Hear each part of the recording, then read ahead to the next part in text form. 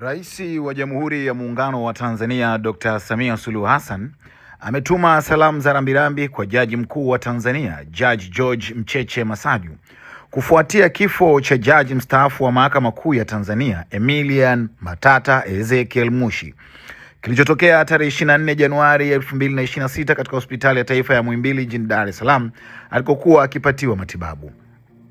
Rais Dr. Samia ametambua mchango mkubwa wa marehemu katika utumishi wa umma, hususan katika kuimarisha utoaji wa haki na uendeshaji wa mahakama nchini, akiwa ni miongoni mwa majaji walioitumikia taifa kwa uadilifu, weledi na kujituma.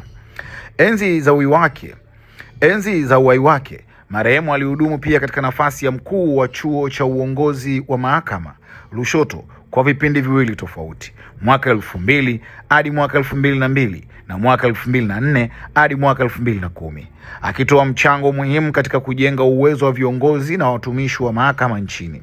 Mazishi ya marehemu yanatarajiwa kufanyika tarehe 29 Januari 2026 Kibaha Mwendapole, wilaya ya Kibaha, mkoani Pwani.